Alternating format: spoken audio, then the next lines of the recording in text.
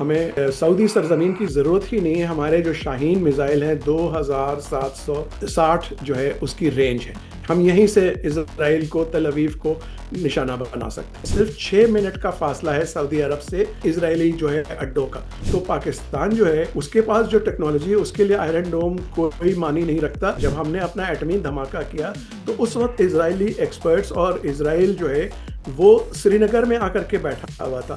اور ابھی جو آپریشن سندور انہوں نے کیا ہے اس وقت بھی اسرائیلی ایکسپرٹس وہاں موجود تھے. ہم اپنا جو ہے 5th جنریشن لڑاکا طیارہ ڈیزائن کر رہے ہیں جو ڈیزائن بورڈ سے آگے چلا گیا ہے.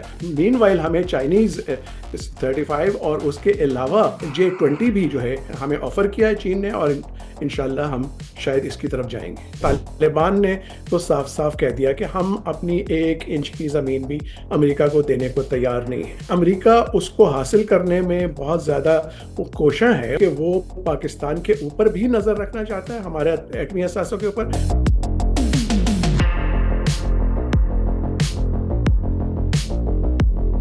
السلام علیکم ناظرین. مزمل سروردی کے آفیشیل یوٹیوب چینل کے ساتھ میں ہوں مزمل سروردی. امید ہے آپ خیریت سے ہوں گے. ناظرین, اس وقت زیادہ تر جو ایکٹیویٹی ہے وہ تو امریکہ میں ہے. پاکستان کے وزیر اعظم شہباز شریف وائٹ ہاؤس میں اوول میں ڈونلڈ ٹرمپ کو مل رہے ہیں, 1-on-1 ملاقات ہے. اس کے علاوہ سائیڈ لائنز پہ چل رہا ہے سب کچھ, اور کچھ انڈیا اور اسرائیل کے حوالے سے بھی بہت ایکٹیویٹی ہے. تو اس پر بات کرنے کے لیے میں نے آج پاک فضائیہ کے ایک افسر کیپٹن سلطان ایم حالی صاحب کو بلایا ہے, اپنے ساتھ مہمان لیا ہے تاکہ ہم کچھ اسٹریٹجک معاملات پر بات کر سکیں. السلام علیکم حالی صاحب. جی وعلیکم السلام. حالی صاحب, جو ٹرمپ شہباز ملاقات ہوگی اس میں آج آپ کے خیال میں پاک سعودی ڈیفنس پیکٹ زیر بحث آئے گا؟ ٹرمپ اپنی کچھ بات اس پر شہباز شریف سے کریں گے؟ شہباز شریف اپنی کوئی پوزیشن ٹرمپ کو اس پر بتائیں گے؟ دیکھیں, یہ جو پیکٹ ہے جس کو ہم انگریزی میں ایک محاورہ ہے ایلیفنٹ ان دا روم, یہ اس کی حیثیت یہی ہے. تو اس لیے اس کے اوپر بات کیے بغیر تو گزارا نہیں ہے. اور ٹرمپ صاحب جو ہے وہ تھوڑا سا اس کے لیے تیار نہیں تھے. ایک طرح سے سمجھیے کہ ان کی انٹیلیجنس فیلئر تھی جس نے ان کو پہلے سے اس بات کے اوپر آگاہ نہیں کیا کہ ایسی بات ہونے والی ہے. نہ سعودی عرب نے ان کو جو ہے کانفیڈنس میں نہیں لیا, نہ پاکستان نے. تو اس لیے وہ اس موقع کو ہاتھ سے جانے نہیں دیں گے. شہباز شریف صاحب سے ضرور پوچھیں گے کہ بھائی اس کا مطلب کیا ہے, اور تھوڑا سا اس کے وضاحت کریں, اور امریکہ کے بارے میں آپ لوگوں کے کیا تاثرات ہیں. اسی مد میں شاید شہباز شریف صاحب سے وہ باگرام میں جو ایئر فیلڈ میں جو افغانستان امریکی اڈا تھا جس کو کہ امریکہ کو خالی کرنا پڑا, تو ہو سکتا ہے کہ اس بارے میں بھی کوئی بات ہو. آپ کے خیال میں دو بڑے ایجنڈے تو ہو جائیں گے, ایک پاک سعودی ڈیفنس پیکٹ اور ایک Battagram air base. Battagram air base میں پاکستان کیا, اس کو واپس لینے میں پاکستان کیا مدد کر سکتا ہے امریکہ کی؟ دیکھیے, امریکہ کا یہ خیال ہے کہ ہو سکتا ہے کہ پاکستان کے تعلقات جو ہیں افغانستان سے ایسے ہیں, کیونکہ طالبان نے تو صاف صاف کہہ دیا کہ ہم اپنی 1 انچ کی زمین بھی امریکہ کو دینے کو تیار نہیں ہے. لیکن امریکہ اس کو حاصل کرنے میں بہت زیادہ کوشاں ہے. اس کی 2 وجوہات ہیں. ایک تو یہ کہ وہ پاکستان کے اوپر بھی نظر رکھنا چاہتا ہے, ہمارے ایٹمی اثاثوں کے اوپر.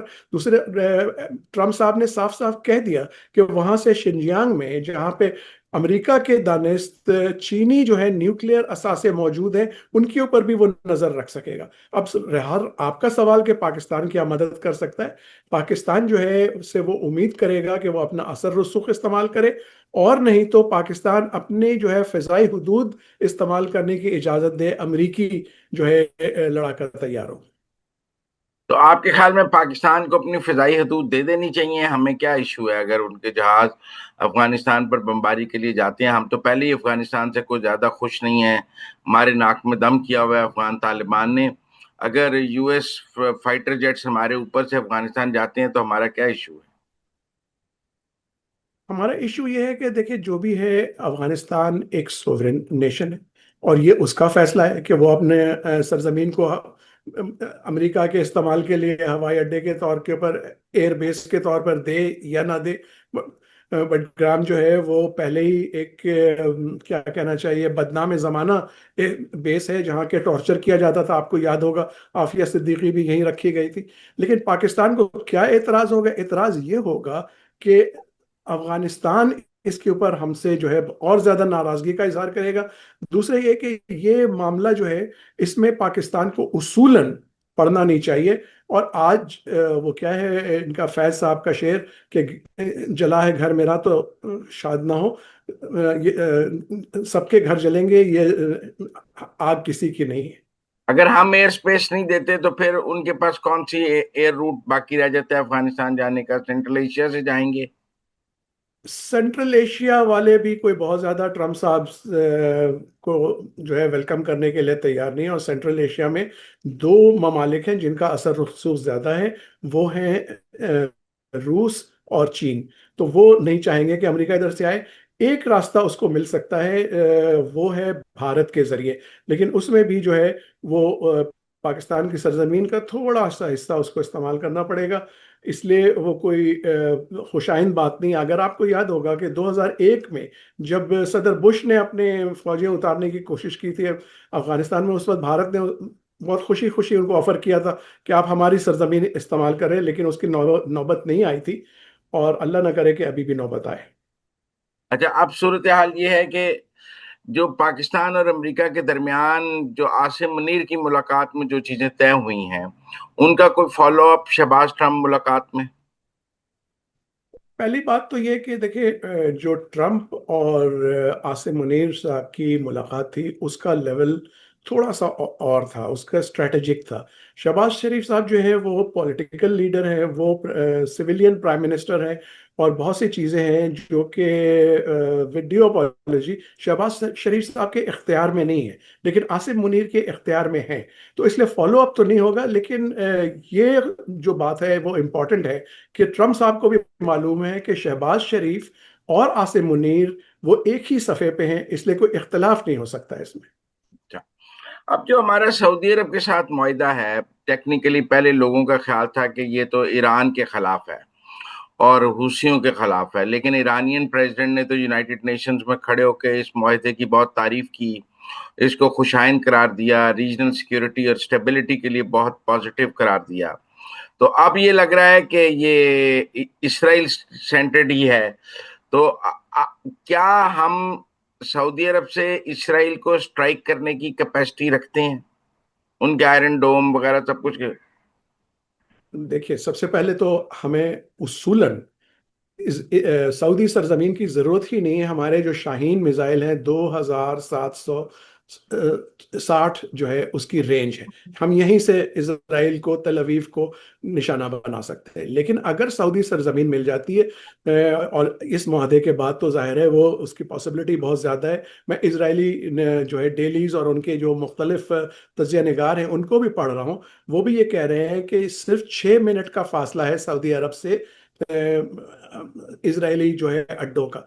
अब जो आयरन डोम है, आयरन डोम आपने देखा कि उसको तो अपना हमास ने भी फेल कर दिया, ईरान ने भी फेल कर दिया। तो पाकिस्तान जो है उसके पास जो टेक्नोलॉजी है उसके लिए आयरन डोम कोई मानी नहीं रखता। सारी बात यह है कि इन सब चीज़ों को एज ए डेटरेंट यूज करना है। और जिसकी मेन वजह इस मुआहदे में भी है, जिसको हम स्ट्रैटेजिक म्यूचुअल डिफेंस एग्रीमेंट कह रहे हैं, कि सऊदी अरब को और पाकिस्तान को गारंटीज चाहिए।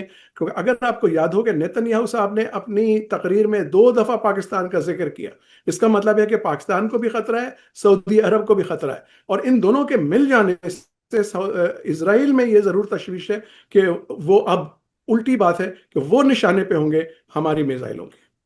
कह रहे हैं को अबाबिल मिसाइल हम लगा रहे हैं सऊदी अरब में, ऐसी कोई खबर है?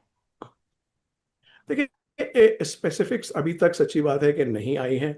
और जो आप बात कर रहे हैं अबाबील की या किसी और चीज़ की भी, ये थोड़ा सा स्पेकुलेटिव इसमें आ जाता है। लेकिन इसको हम रूल आउट भी नहीं कर सकते। और अगर हम लगा दें तो मजाका क्या है? आखिर तो हमारा उनसे एग्रीमेंट है। हम जो चाहे वो कहेंगे और हमारी अपनी एग्रीमेंट होगी तो हम लगाएंगे। जो हमने पाकिस्तान सऊदी अरब एग्रीमेंट किया है, देखिए इंडिया इसराइल भी एक है एग्री कोलैबोरेशन, اور یہ بھی کہا جا رہا ہے کہ مقبوضہ کشمیر میں کوئی اسرائیل اپنا جنگی اڈہ بنا رہا ہے، اور کوئی ابھی تو خیر ٹریننگ کی بات کی جا رہی ہے، لیکن کہہ رہے ہیں اصل میں وہ اسرائیل اپنا اڈہ بنا رہا ہے پاکستان کو اٹیک کرنے کے لیے۔ تو اسرائیل بھی تو ہمارے بارڈر پہ آ کے بیٹھنا چاہتا ہے، انڈیا میں بیٹھ کے۔ بیٹھنا چاہتا ہے سے میں اتفاق نہیں کروں گا۔ اگر آپ کو یاد ہو 1998 میں حاضر سروس تھا جب ہم نے اپنا ایٹمی دھماکہ کیا، تو اس وقت اسرائیلی ایکسپرٹس اور اسرائیل جو ہے وہ سری نگر میں آ کر کے بیٹھا ہوا تھا، اور ابھی جو آپریشن سندور انہوں نے کیا ہے اس وقت بھی اسرائیلی ایکسپرٹس وہاں موجود تھے۔ ہم نے 2019 میں ابھی نندن صاحب کو جو مار گرایا تھا، جو ہیلمٹ انہوں نے پہنا ہوا تھا ہیڈ اپ ڈسپلے کے ساتھ، وہ اسرائیل بندر انہوں نے کیا تھا جو بالا کوٹ پہ آ کے حملہ کیا تھا۔ میراج 2000 کے اوپر اسرائیلی پوپائی میزائل لگے ہوئے تھے، تو آنا چاہتا نہیں ہے، وہ آیا ہوا ہے، ہمیں سدباب کرنا چاہیے۔ تو اس کا مطلب ہے سچویشن یہ ہے کہ اسرائیل انڈیا میں بیٹھا ہوگا اور ہم سعودی عرب میں بیٹھے ہوں گے۔ تو دیکھیں ایک طرح سے وہ اسٹیل میٹ بنا سکتے ہیں نا ہم ہیں؟ ٹھیک ہے ہم نا، اسٹیل میٹ بنا سکتے ہیں۔ اسٹیل میٹ بنا سکتے ہیں۔ اچھا، اب صورتحال کچھ اور بھی آپ سے ڈسکس کرنا چاہتا تھا میں۔ کہاں دیکھ جی رہے ہیں یہ جو 6 ملکوں کے لوگ ٹرمپ کو ملے، اس کا کوئی ایسا کوئی اعلامیہ ایسا تو نہیں آیا کہ اس میں کیا چیز طے ہو گئی ہے؟ تو آپ کو لگتا ہے نہیں ٹرمپ کی جو 6 مسلم ممالک کے لیڈران سے ملاقات ہے وہ ناکام ہو گئی ہے، اس میں سے کوئی آؤٹ کم نہیں نکلا ہے؟ نہیں، میں ناکام تو نہیں کہوں گا۔ دیکھیں ٹرمپ صاحب کے پاس کوئی چارہ نہیں تھا، جیسا میں نے شروع میں کہا کہ وہ سعودی پاک جو معاہدہ تھا اس کے لیے وہ تیار نہیں تھے، اور تھوڑی سی ان ٹرمپ کے کیمپ میں بوکھلاہٹ تھی، تو اس لیے انہوں نے اس کا توڑ نکالنے کے لیے، میری جو اطلاع ہے کہ یہ 8 ممالک تھے جن کو انہوں نے انوائٹ کیا، اور جس میں سعودی عرب کے علاوہ Pakistan, U A E, Turkey اور انڈونیشیا، قطر، یہ سب شامل تھے۔ تو ان کے ساتھ جو گفتگو ہوئی ہے اس کا جو اعلامیہ ہے، اعلامیہ تو ایک طرح سے خوش آئند ہے، اور ایک چیز جو امپورٹنٹ، 2 باتیں اس میں امپورٹنٹ نظر آئیں مجھے، ہو سکتا ہے کہ آپ کا نظریہ کچھ اور ہو، کہ ایک تو انہوں نے کہا کہ غزہ میں جنگ بندی، دوسرے انہوں نے کہا کہ ویسٹ بینک کے اوپر اسرائیلی جو ہے وہ تجاوزات کو وہ اپوز کریں گے۔ تو یہ دونوں بڑی امپورٹنٹ چیزیں ہیں۔ تو اب دیکھنا یہ ہے کہ ہاں تیسری بات بھی ہے، وہ غزہ کی ریکنسٹرکشن کی ہے، اب اس کے اوپر ڈیبیٹ ہو سکتی ہے کہ کیسے ہوگا، کیا ہوگا، لیکن ایک بات جو انہوں نے کھل کے کہی ہے کہ ہم حماس کو غزہ سے دور رکھیں گے۔ کیسے وہ دور رکھیں گے، اور کیا یہ باقی جو 8 ممالک ان سے ملے ہیں مسلمان، کیا وہ اس کی گارنٹی دیں گے؟ دوسرے یہ کہ کیا ان کو منظور ہے یہ بات؟ لیکن دیکھیں نا، انڈونیشیا نے تو 20,000 فوجیں غزہ بھیجنے کے لیے یو این میں اعلان کیا ہے کہ وہ پیس کیپنگ کے لیے 20,000 ٹروپس دینے کے لیے تیار ہے۔ تو کیا آپ سمجھتے ہیں کہ یہ پہلا اعلان ہے اور سب مسلمان ممالک اپنی پیس کیپنگ فورس دیں گے، یا صرف مسلم ممالک کی پیس کیپنگ نہیں چلے گی؟ اسرائیل چاہے گا کہ کوئی ملٹی نیشنل پیس کیپنگ ہو وہاں پہ، جس میں ادر دین اسلامک اسٹیٹس بھی لوگ فوجیں موجود ہوں؟ دیکھیں اسرائیل اس وقت جو ہے وہ اپنی پاپولیرٹی کے لوئسٹ ایب کے اوپر ہے، اور صرف مسلم ممالک نہیں، باہر کے مغربی ممالک، یورپی ممالک، انہوں نے قراردادیں منظور کی ہیں۔ انٹرنیشنل کورٹ آف جسٹس میں اسرائیل نے جو ہے وہ مقدمہ ہار گیا، جس میں کہ اسپین نے، ساؤتھ افریقہ نے، دونوں نے اس کے اوپر دائر۔ تو اگر وہ کہے گا کہ یورپی ممالک آئے یا نان مسلم آئے تو کوئی خاص اس کو فائدہ نہیں ہوگا۔ امریکہ کے 2 ہی حلیف ہیں، سوری اسرائیل کے 2 ہی حلیف ہیں، ایک امریکہ ہے اور ایک بھارت ہے۔ تو اگر وہ کہے گا کہ امریکی فوجی وہاں پہ آئے، میری اطلاع کے مطابق امریکی فوجی پہلے ہی وہاں موجود ہے، بھارتی فوجی آئے، میری اطلاع کے مطابق بھارتی فوجی وہاں پہلے ہی موجود ہے، تو اس سے کیا فائدہ ہوگا؟